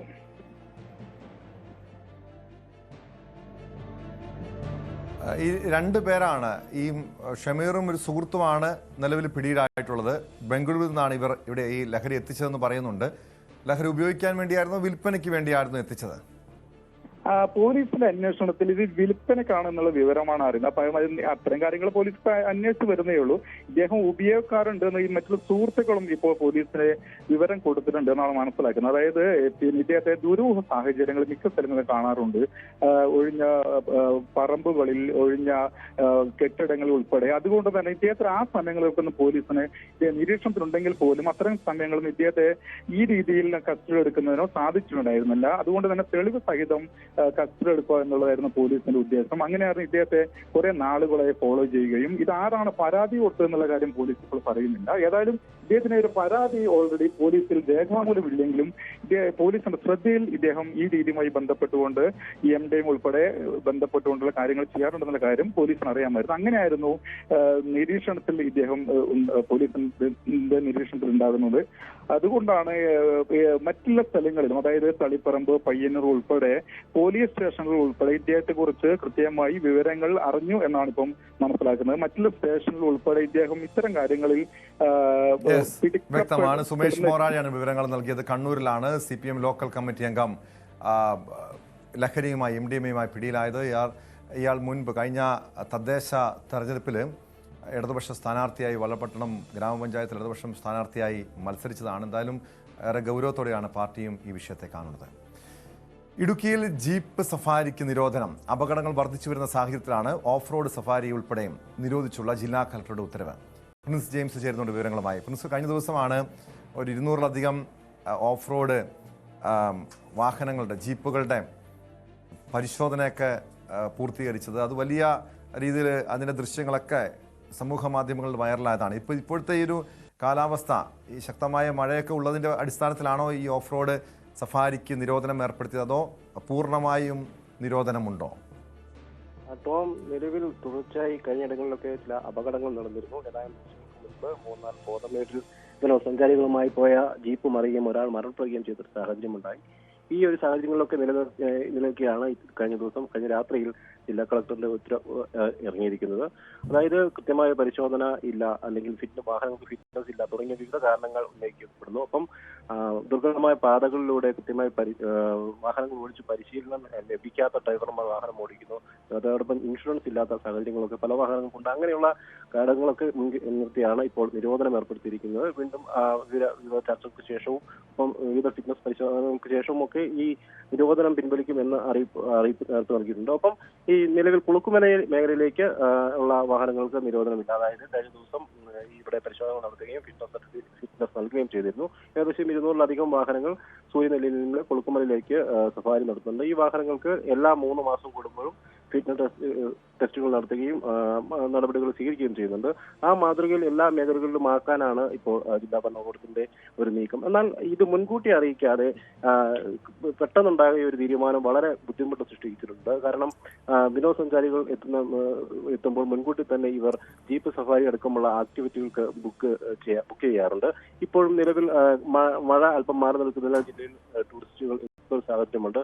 പ്രത്യേകിച്ചും കഴിഞ്ഞ പ്രധാന ടൂറിസം സീസണായ മെയ് മാസത്തിലെ അവസാന ആഴ്ചകളിൽ മഴയായതോടെ വലിയ തോതിലുള്ള ടൂറിസ്റ്റുകളുടെ എണ്ണത്തിൽ കുറവുണ്ടായി വലിയ നഷ്ടം ടൂറിസം മേഖലയ്ക്ക് ഉണ്ടാവുകയും ചെയ്തിരുന്നു. ഇപ്പോൾ മഴ കാഴ്ചകൾ ആസ്വദിക്കാനായി ജില്ലയിലേക്ക് ആളുകൾ എത്തുന്ന വലിയ ആവേശത്തോടെയാണ് ഈ ടൂറിസം മേഖലയുമായി ജോലി ചെയ്യുന്നവരൊക്കെ സ്വീകരിക്കുന്നത്. ആ ഒരു സാഹചര്യത്തിൽ ഈ വരും ദിവസങ്ങളിലൊക്കെ സഞ്ചാരികളുടെ ബുക്കിംഗ് ഉണ്ട്. അത് പെട്ടെന്ന് നിർത്തലാക്കുന്നത് വലിയ ബുദ്ധിമുട്ട് സൃഷ്ടിക്കും. പ്രത്യേകിച്ചും ഈ കൊളുക്കുമല കൂടാതെ രാമക്കൽമേട്, തേക്കടി, മൂന്നാർ, ആനച്ചാല്, മാങ്കുളം, വാഗമൺ, മറയൂർ തുടങ്ങിയ എല്ലാ മേഖലകളിലും ഇത്തരത്തിൽ ജീപ്പ് സഫാരികളുണ്ട്. 1000-ലധികം ജീപ്പുകൾ വിവിധ മേഖലകളിലായി സർവീസ് നടത്തുന്നുണ്ട്. നിരവധി കുടുംബങ്ങൾ ഈ ഒരു മാർഗത്തെ ആശ്രയിച്ച് ജീവിക്കുന്നുണ്ട്. അങ്ങനെ വലിയ പ്രതിസന്ധികളുണ്ട്. ഒപ്പം മറ്റൊരു കാര്യവും വ്യക്തത വരുത്തിയിട്ടില്ല.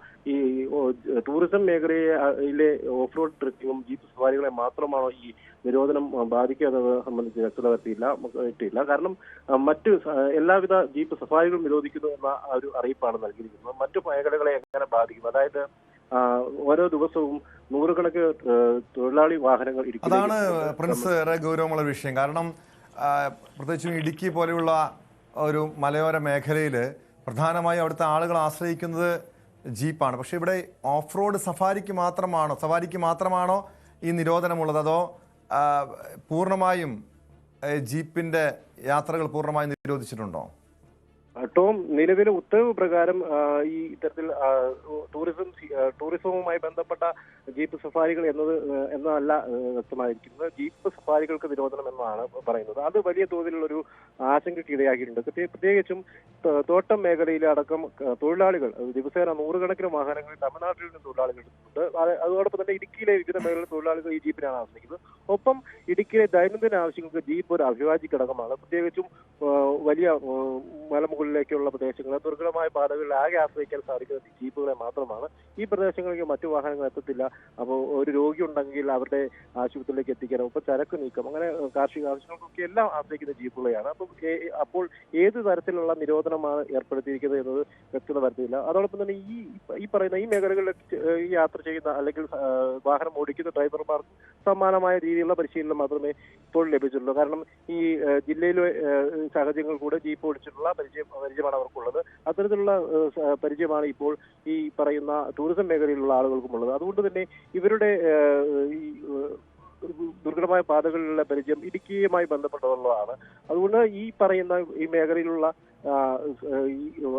ആശയക്കുഴപ്പം മാറ്റണമെന്ന് ആളുകൾ ആവശ്യപ്പെടുന്നുണ്ട്. പ്രത്യേകിച്ചും ടൂറിസം മേഖലയാണെങ്കിൽ അത് പ്രതിപാദിക്കണമെന്ന് ആവശ്യപ്പെടുന്നു. ഒപ്പം ടൂറിസം മേഖലയുമായി ആണെങ്കിൽ തന്നെയും അതിന് ഒരു നിരോധനം ഏർപ്പെടുത്താതെ ഒരു കാലയളവ് നിശ്ചയിച്ച് ആ ദിവസത്തിനുള്ളിൽ ഇത്തരത്തിലുള്ള പ്രതിസന്ധികളെല്ലാം പരിഹരിക്കണമെന്നാണ് ഈ മേഖലയുമായി ബന്ധപ്പെട്ട് ജോലി ചെയ്യുന്നവർ ആവശ്യപ്പെടുന്നത്. കാരണം മുൻപ് ഈ പല മേഖലകളിലും പല പ്രദേശങ്ങളിലും രാമക്കൽമേട് അടക്കം തേക്കടി അടക്കം സത്രം ഉൾപ്പെടെയുള്ള പ്രദേശങ്ങളിൽ ഓഫ് റോഡ് സഫാരി നടത്തുന്ന വാഹനങ്ങൾക്ക് സ്റ്റിക്കർ പതിപ്പിക്കുന്ന, അതായത് കൃത്യമായ ഇടവേളകളിൽ പരിശോധനകൾ നടത്തി ഫിറ്റ്നസ് ഉറപ്പ് വരുത്തി സ്റ്റിക്കർ പതിപ്പിക്കുന്ന രീതി മോട്ടോർ വാഹന ഡിപ്പാർട്ട്മെന്റ് സ്വീകരിച്ചിരുന്നു. എന്നാൽ അത് പല പ്രദേശങ്ങളും ഇപ്പോൾ നടപ്പിലാക്കുന്നില്ല. ആകെ കൊളുക്കുമലയിൽ മാത്രമാണ് കൃത്യമായി ഒരു മോണിറ്റൈസേഷൻ ഒക്കെ ഉള്ളത്. കൃത്യമായി അവിടെയുള്ള ഒരു ജനകീയ പങ്കാളിത്തത്തോടെ ഗ്രാമപഞ്ചായത്തിന്റെ ഒക്കെ ഒരു പങ്കാളിത്തത്തോടെ ഇത്തരത്തിലുള്ള നടപടികളെല്ലാം സ്വീകരിക്കുന്നത്. ആ ഒരു നടപടി എല്ലാ മേഖലകളിലേക്കും ഉണ്ടാകുന്നതും വളരെ നല്ലതാണ്. പ്രത്യേകിച്ചും ഈ ഡ്രൈവറും ഇതുമായി ഉപജീവന മാർഗം തേടുന്നവരും ഇത് അനുകൂലിക്കുകയും ചെയ്യുന്നു. എന്നാൽ അത് ഒരു സമയം നൽകി കൃത്യമായ തീയതി നിശ്ചയിച്ച് അതിനുള്ളിൽ നടപടികൾ പൂർത്തീകരിക്കണമെന്ന് ആവശ്യമാണ് ഇതിലാവശ്യപ്പെടുന്നത്. അല്ലാതെ